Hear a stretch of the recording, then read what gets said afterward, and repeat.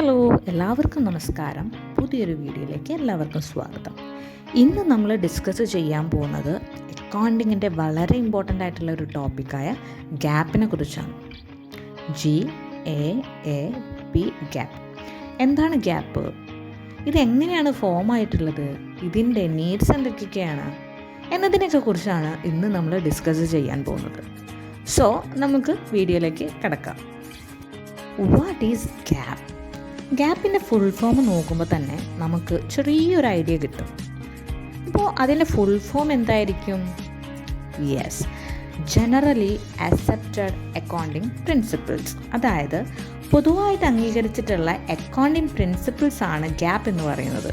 സിമ്പിളായിട്ട് പറയുകയാണെങ്കിൽ എല്ലാ കമ്പനീസും അവരുടെ ഫിനാൻഷ്യൽ സ്റ്റേറ്റ്മെൻറ്റ്സ് തയ്യാറാക്കുമ്പോൾ ഒരു set of rules and regulations follow ചെയ്യും, അല്ലെങ്കിൽ ഫോളോ ചെയ്യണം.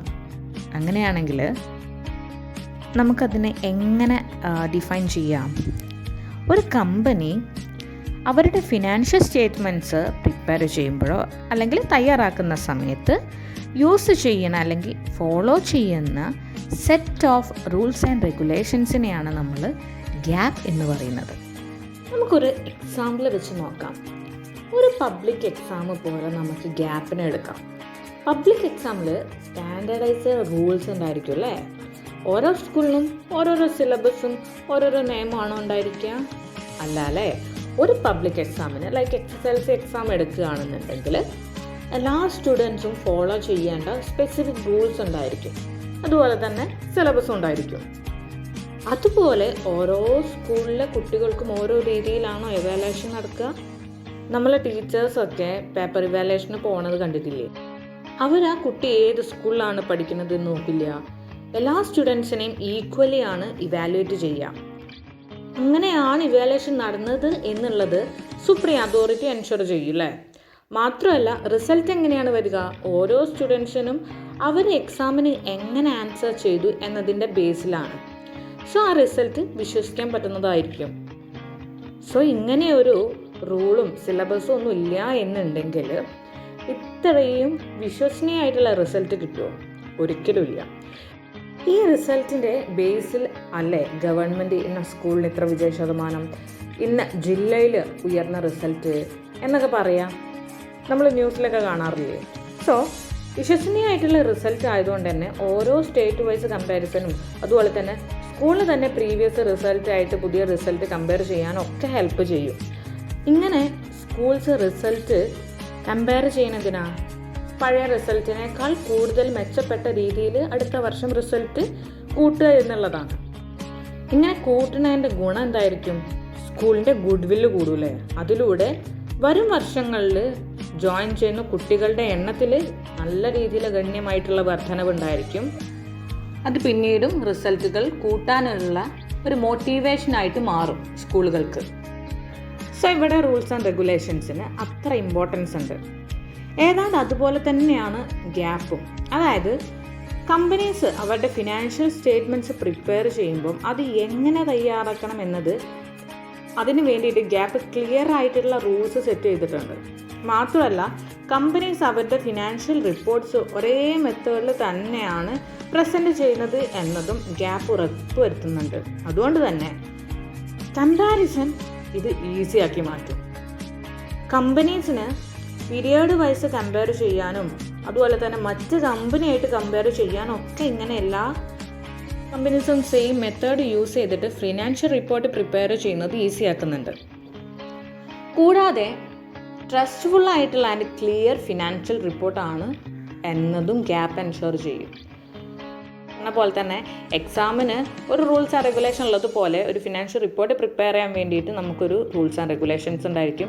അതുപോലെ തന്നെ എക്സാമിന് ഇവാലുവേഷൻ കറക്റ്റ് ആണ് എന്നുള്ളത് ഉറപ്പ് വരുത്തുന്നത് പോലെ ഇവിടെ ഗ്യാപ്പ് സെയിം മെത്തേഡ് യൂസ് ചെയ്തിട്ടാണ് കമ്പനീസ് അതിൻ്റെ ഫിനാൻഷ്യൽ റിപ്പോർട്ട്സ് പ്രിപ്പയർ ചെയ്തിട്ടുള്ളത് ഉറപ്പ് വരുത്തുന്നുണ്ട്. അതുപോലെ തന്നെ സം റിസൾട്ട്സ് ട്രസ്റ്റ്ഫുൾ ആണ് എന്നുള്ളത് ഉറപ്പ് വരുത്തുന്നത് പോലെ ഫിനാൻഷ്യൽ റിപ്പോർട്ട്സ് ട്രസ്റ്റ്ഫുൾ ആണ്, ക്ലിയർ ആണ് എന്നതും ഗ്യാപ്പ് എൻഷുർ ചെയ്യുന്നുണ്ട്. വിശ്വസിക്കാൻ പറ്റുന്ന റിസൾട്ട് അല്ലെങ്കിൽ ഇൻഫോർമേഷൻ്റെ ബേസിലായിരിക്കും ഇൻവെസ്റ്റേഴ്സ് ഇൻവെസ്റ്റ്മെൻറ്റ് ഡിസിഷൻസ് ഒക്കെ എടുക്കുക. സോ കൂടുതൽ ഇൻവെസ്റ്റേഴ്സിനെ നമ്മൾ അട്രാക്റ്റ് ചെയ്യിക്കാൻ വേണ്ടിയിട്ട് നമ്മൾ നമ്മളുടെ റിസൾട്ട് എന്താണ്, വരും വർഷങ്ങളിൽ കൂടുതൽ മെച്ചപ്പെടുത്താൻ വേണ്ടി ശ്രമിച്ചുകൊണ്ടേയിരിക്കും എന്നുള്ളതാണ്. ഓക്കെ, അപ്പോൾ എല്ലാവർക്കും ഗ്യാപ്പ് എന്താണ് എന്നുള്ളത് ക്ലിയർ ആയി എന്ന് കരുതുന്നു. അങ്ങനെയാണെങ്കിൽ എങ്ങനെയാണ് ഗ്യാപ്പ് ഫോം ആയത് എന്ന് നമുക്ക് നോക്കാം. അതിനൊരു സ്റ്റോറി ഉണ്ട്. അതായത് വളരെ കാലങ്ങൾക്ക് മുമ്പ്, കറക്റ്റായിട്ട് പറഞ്ഞാൽ 1930-കൾക്ക് മുമ്പ് ബിസിനസ്സുകൾ അവരുടെ ഫിനാൻഷ്യൽ റിപ്പോർട്ട്സ് അവരുടേതായിട്ടുള്ള രീതിയിലായിരുന്നു ഉണ്ടാക്കിയിരുന്നത് അല്ലെങ്കിൽ പ്രിപ്പയർ ചെയ്തിരുന്നത്. അതുകൊണ്ട് തന്നെ ഫിനാൻഷ്യൽ സ്റ്റേറ്റ്മെൻറ്റ്സ് പ്രിപ്പയർ ചെയ്യാൻ കമ്പനീസിന് സ്റ്റാൻഡേർഡൈസ്ഡ് അല്ലെങ്കിൽ സ്റ്റാൻഡേർഡ് റൂൾസ് ഒന്നും ഇല്ലായിരുന്നു. അതിൻ്റെ പ്രധാന പ്രശ്നം എന്താണെന്ന് വെച്ചാൽ ഈ ഫിനാൻഷ്യൽ സ്റ്റേറ്റ്മെൻറ്റ് മനസ്സിലാക്കാനും വിശ്വസിക്കാനൊക്കെ വളരെ ബുദ്ധിമുട്ടായതുകൊണ്ട് തന്നെ ഒരുപാട് കൺഫ്യൂഷൻസ് ഉണ്ടാക്കിയിട്ടുണ്ട്. മാത്രമല്ല, ഇൻവെസ്റ്റേഴ്സിനെ അട്രാക്റ്റ് ചെയ്യാൻ വേണ്ടിയിട്ട് പല കമ്പനീസും പലപ്പോഴും മിസ്ലീഡിങ് ആയിട്ടുള്ള അല്ലെങ്കിൽ മിസ്ലീഡ് ചെയ്യപ്പെടുന്ന രീതിയിലുള്ള അതുപോലെ തന്നെ തെറ്റായിട്ടുള്ളതുമായിട്ടുള്ള ഇൻഫോർമേഷൻസ് പ്രസൻറ്റ് ചെയ്തു. പല കമ്പനീസിനും ഇതുപോലെ മിസ്ലീഡിങ് ആൻഡ് അൺക്ലിയർ ആയിട്ടുള്ള ഫിനാൻഷ്യൽ സ്റ്റേറ്റ്മെൻറ്റ് ആയതിനാൽ ഇൻവെസ്റ്റേഴ്സിന് സ്റ്റോക്ക് മാർക്കറ്റിലുള്ള വിശ്വാസം നഷ്ടപ്പെട്ടു എന്നുള്ളതാണ്. അങ്ങനെ സ്റ്റോക്കിൻ്റെ പ്രൈസ് കുറയാൻ തുടങ്ങി. ഇങ്ങനെ സ്റ്റോക്കിൻ്റെ പ്രൈസ് കുറയാൻ തുടങ്ങിയപ്പം സ്വാഭാവികമായിട്ടും ഇൻവെസ്റ്റേഴ്സ് പാനിക്കായി എന്നുള്ളതാണ്. സോ കൂടുതൽ ലോസ് വരണ്ട എന്ന് വിചാരിച്ചിട്ട് അവർ അവരുടെ സ്റ്റോക്കൊക്കെ വലിയ തോതിൽ വിൽക്കാൻ തുടങ്ങി. ഇങ്ങനെ മാസ് സെല്ലിങ് കാരണം സ്റ്റോക്കിൻ്റെ പ്രൈസിൽ കൂടുതൽ കുറയാൻ കാരണമായി എന്നുള്ളതാണ്. ഇത് സ്റ്റോക്ക് മാർക്കറ്റിൻ്റെ തകർച്ചയെ വഷളാക്കി. തുടർന്ന് 1929 സ്റ്റോക്ക് മാർക്കറ്റ് തകരുകയും ഒരുപാട് പേർക്ക് ക്യാഷ് നഷ്ടപ്പെടുകയും ചെയ്തു. ഇങ്ങനെ സംഭവിച്ചതിൻ്റെ റീസൺ എന്തായിരുന്നു? യെസ്, കമ്പനീസ് അവരുടെ ഫിനാൻഷ്യൽ റിപ്പോർട്ട് ഹോണസ്റ്റ് ആയിട്ടും അതുപോലെ തന്നെ ക്ലിയർ ആയും പ്രസൻറ്റ് ചെയ്യാത്തതായിരുന്നു. അതുകൊണ്ട് തന്നെ ഗവൺമെൻറ് ഈ ഇഷ്യൂവിൽ ഇടപെട്ടു. ക്ലിയർ ആൻഡ് ഹോണസ്റ്റ് ആയിട്ടുള്ള ഫിനാൻഷ്യൽ റിപ്പോർട്ടിങ് ഇല്ലെങ്കിൽ മാർക്കറ്റ് അൺസ്റ്റേബിൾ ആയി കണ്ടിന്യൂ ചെയ്യുമെന്ന് US ഗവൺമെൻറ് റിയലൈസ് ചെയ്തു. സോ ഇത്തരം ദുരന്തം ഇനി വരാതിരിക്കാൻ കമ്പനീസ് ഹോണസ്റ്റ് ഫിനാൻഷ്യൽ റിപ്പോർട്ട് ആയിരിക്കണം പ്രിപ്പയർ ചെയ്യേണ്ടത്. അതിന് പ്രോപ്പറായിട്ടുള്ള റൂൾ വേണം. അങ്ങനെ 1934 US government companies financial reporting ചെയ്യുമ്പോൾ പ്രോപ്പർ അക്കൗണ്ടിംഗ് റൂൾസ് ഫോളോ ചെയ്യുന്നുണ്ട് എന്ന് ഉറപ്പുവരുത്താനും ഫിനാൻഷ്യൽ മാർക്കറ്റിനെ നിയന്ത്രിക്കാനും security and exchange commission create ചെയ്തു. പക്ഷേ ക്ലിയർ ആയ അക്കൗണ്ടിംഗ് റൂൾസ് ഉണ്ടാക്കാൻ സെക്യൂരിറ്റി ആൻഡ് എക്സ്ചേഞ്ച് കമ്മീഷന് എക്സ്പേർട്ടിനെ ആവശ്യമായിരുന്നു. അതുകൊണ്ട് തന്നെ 1939 കമ്മിറ്റി ഓൺ അക്കൗണ്ടിംഗ് പ്രൊസീജിയർ എന്ന കമ്മിറ്റി ഫോം ചെയ്തു. CAP ബിസിനസ്സുകളെ ഹെൽപ്പ് ചെയ്യാൻ വേണ്ടിയിട്ട് ബേസിക് അക്കൗണ്ടിംഗ് റൂൾസൊക്കെ ഉണ്ടാക്കി. ഇങ്ങനെ അക്കൗണ്ടന്മാർ ചേർന്ന് ഫസ്റ്റ് പ്രോപ്പർ റൂൾ ഉണ്ടാക്കി. അതായിരുന്നു ഗ്യാപ്പിൻ്റെ ഏർലി വേർഷൻ എന്ന് പറയുന്നത്. പക്ഷേ ആ റൂൾസ് സ്പെസിഫിക് ആയിട്ടുള്ള സിറ്റുവേഷൻസിൽ മാത്രമേ പറ്റുമായിരുന്നുള്ളൂ. അത് പോരായിരുന്നു. സോ 1959 CAP എന്ന കമ്മിറ്റിക്ക് പകരം അക്കൗണ്ടിംഗ് പ്രിൻസിപ്പിൾ ബോർഡ് APB എന്ന പേരിൽ ഒരു ഗ്രൂപ്പ് നിലവിൽ വരികയും ഇവർ കൂടുതൽ ഓർഗനൈസ്ഡ് ആവാൻ ട്രൈ ചെയ്യുകയും ചെയ്തു. എങ്കിലും ബിസിനസ് കൂടുതൽ കോംപ്ലക്സ് ആയപ്പോൾ ആളുകൾക്ക് അതിലും ബെറ്റർ ആയിട്ടുള്ള റൂള് വേണമായിരുന്നു. അങ്ങനെ അവസാനം 1973 FASB അഥവാ financial accounting standard board form ചെയ്തു. അവരാണ് നമ്മൾ ഇന്ന് ഫോളോ ചെയ്യുന്ന ഗ്യാപ്പ് എന്ന് വിളിക്കുന്ന റൂൾസ് ഉണ്ടാക്കുന്നതിനും അപ്ഡേറ്റ് ചെയ്യുന്നതിനും ഒക്കെ റെസ്പോൺസിബിൾ. സോ ഏതൊരാൾക്കും വിശ്വസിക്കാൻ പറ്റുന്ന രീതിയിൽ ക്ലിയർ ആൻഡ് റിലയബിൾ ആയിട്ടുള്ള ഫിനാൻഷ്യൽ റിപ്പോർട്ട്സ് പ്രിപ്പയർ ചെയ്യാൻ ഈ റൂൾസ് ബിസിനസ്സുകളെ ഹെൽപ്പ് ചെയ്യുന്നു. സോ ഫിനാൻഷ്യൽ റിപ്പോർട്ടിങ്ങിന് ഒരു ഓർഡറും അതുപോലെ തന്നെ ട്രസ്റ്റൊക്കെ കൊണ്ടുവരാനാണ് ഗ്യാപ്പ് ക്രിയേറ്റ് ചെയ്തത്. ഇന്ത്യയിൽ IFRSൻ്റെ വേർഷനായിട്ടുള്ള ഇന്ത്യൻ അക്കൗണ്ടിംഗ് സ്റ്റാൻഡേർഡ്സ് ആണ് ഫോളോ ചെയ്യുന്നത്. അതിനെക്കുറിച്ച് നമുക്ക് മറ്റൊരു വീഡിയോയിൽ ഡിസ്കസ് ചെയ്യാം. സോ ഇതാണ് ഗ്യാപ്പിൻ്റെ ഒരു ഹിസ്റ്ററി അല്ലെങ്കിൽ അത് ഫോം ആയിട്ടുള്ള ഒരു സ്റ്റോറി എന്ന് വേണമെങ്കിൽ നമുക്ക് പറയാം. അങ്ങനെയാണെങ്കിൽ ഗ്യാപ്പിൻ്റെ പർപ്പസ് എന്താണെന്ന് പറയാനൊന്ന് നമുക്ക് ശ്രമിച്ചു നോക്കിയാലോ, ഒന്ന് ട്രൈ ചെയ്യാം അല്ലേ. അതായത് നമ്മളുടെ കമ്പനീസൊക്കെ പെർഫോമൻസ് അവർ കമ്പയർ ചെയ്യും, അവരുടെ പെർഫോമൻസ് അവർ കമ്പയർ ചെയ്യും. അത് ചിലപ്പോൾ പ്രീവിയസ് ഇയർ ആയിട്ടുള്ള അവരുടെ തന്നെ റിസൾട്ടുമായിട്ടായിരിക്കാം, അല്ലെങ്കിൽ മറ്റൊരു കമ്പനിയുടെ റിസൾട്ടുമായിട്ടും ആയിരിക്കാം. എങ്ങനെയാണെങ്കിലും ഈ ഒരു കമ്പാരിസൺ ഈസി ആക്കുന്നത് എങ്ങനെയാണ്? അവർ ഫിനാൻഷ്യൽ സ്റ്റേറ്റ്മെൻറ്റ്സ് പ്രിപ്പയർ ചെയ്യുന്ന സമയത്ത് എല്ലായ്പ്പോഴും സെയിം അക്കൗണ്ടിങ് മെത്തേഡ്സും പ്രിൻസിപ്പിൾസും യൂസ് ചെയ്യുക എന്നുള്ളതാണ്. അതായത് ഫിനാൻഷ്യൽ സ്റ്റേറ്റ്മെൻറ്റ് പ്രിപ്പയർ ചെയ്യുമ്പം കമ്പനീസ് എല്ലായ്പ്പോഴും സെയിം അക്കൗണ്ടിങ് മെത്തേഡ്സും പ്രിൻസിപ്പിൾസും യൂസ് ചെയ്യണം. അങ്ങനെ ചെയ്യുമ്പോൾ എന്താണ്, അവർക്ക് കമ്പാരിസൺ ഈസി ആയിട്ട് ചെയ്യാൻ പറ്റും എന്നുള്ളതാണ്. അങ്ങനെയാണെങ്കിൽ ഇതിന് നമ്മൾ ഒരു ഒറ്റ വാക്കിൽ എന്താ പറയുക? Yes, ensure consistency. അതായത് ഗ്യാപ്പ് സ്ഥിരത ഉറപ്പുവരുത്തുന്നുണ്ട് എന്നർത്ഥം. ഇതാണ് ഫസ്റ്റ് പോയിന്റ് വരുന്നത്. സെക്കൻഡ് നമുക്ക് നോക്കാം.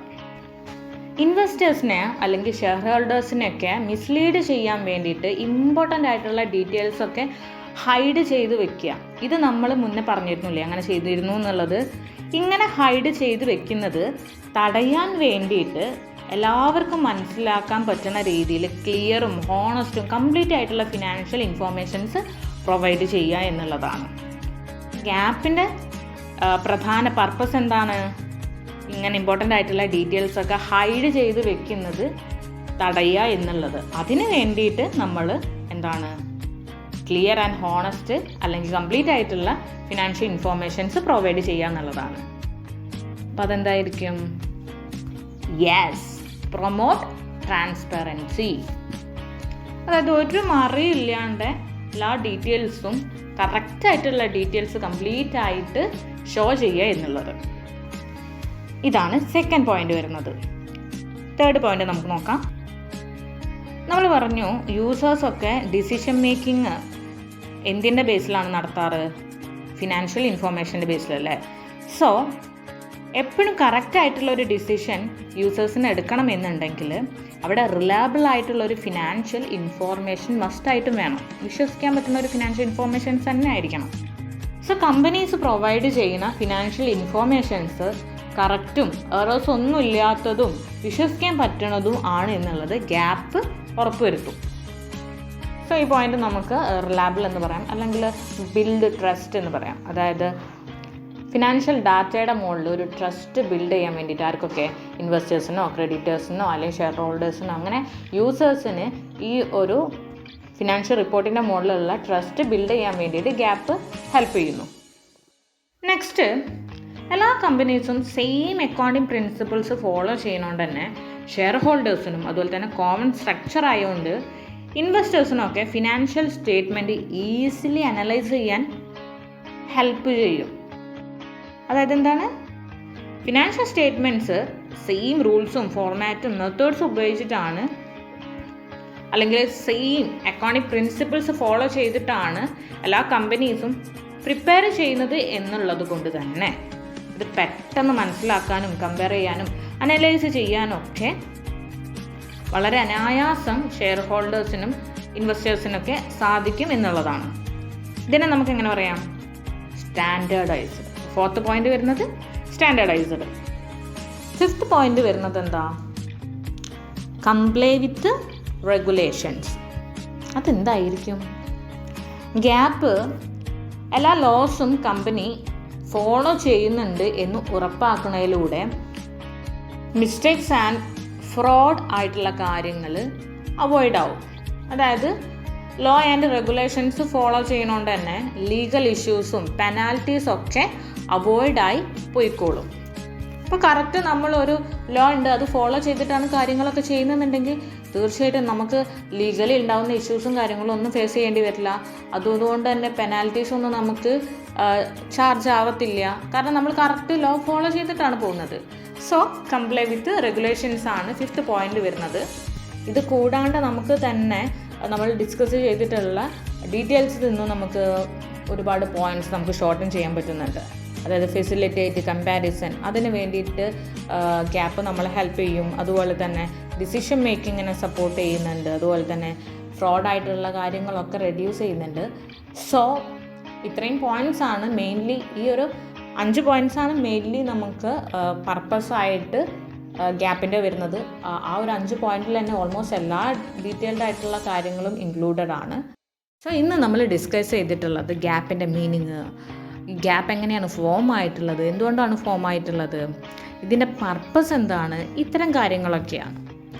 അപ്പം ഇന്നത്തെ വീഡിയോ എല്ലാവർക്കും യൂസ്ഫുള്ളായി എന്ന് ഞാൻ വിചാരിക്കുന്നു. തീർച്ചയായിട്ടും അടുത്തൊരു വീഡിയോയുമായിട്ട് നമുക്ക് വീണ്ടും കാണാം. അതുവരേക്കും thank you all and good luck. ഇന്ന് ഈ വീഡിയോ കണ്ടിട്ടുള്ള എല്ലാവർക്കും വളരെ നന്ദി അറിയിക്കുകയാണ്. വീഡിയോ നമ്മൾ അപ്ലോഡ് ചെയ്യുന്നത് January 1st, 2025 സോ അന്ന് ഒരു ന്യൂ ഇയർ ദിവസമായതുകൊണ്ട് എല്ലാവർക്കും എൻ്റെ ഹാപ്പി ന്യൂ ഇയർ വിഷസ് അറിയിക്കുകയാണ്. നമുക്കൊരു പീസ്ഫുൾ ബ്ലിസ്ഫുൾ ആയിട്ടുള്ള ഒരു ഇയറായി മാറട്ടെ ഈ ഒരു 2025. നമ്മളുടെ സ്വപ്നങ്ങളെല്ലാം യാഥാർത്ഥ്യമാവട്ടെ. അത് ഏറ്റവും പരമോന്നതമായിട്ടുള്ള ഒരു ഹാപ്പിനെസ്സിൽ തന്നെ നമുക്ക് എൻജോയ് ചെയ്യാനും ഫീൽ ചെയ്യാനും ഒക്കെ സാധിക്കട്ടെ എന്ന് ആശംസിക്കുകയാണ്. Okay, thank you all. Thank you so much. I'm so grateful to everyone who watching this video. Okay, bye.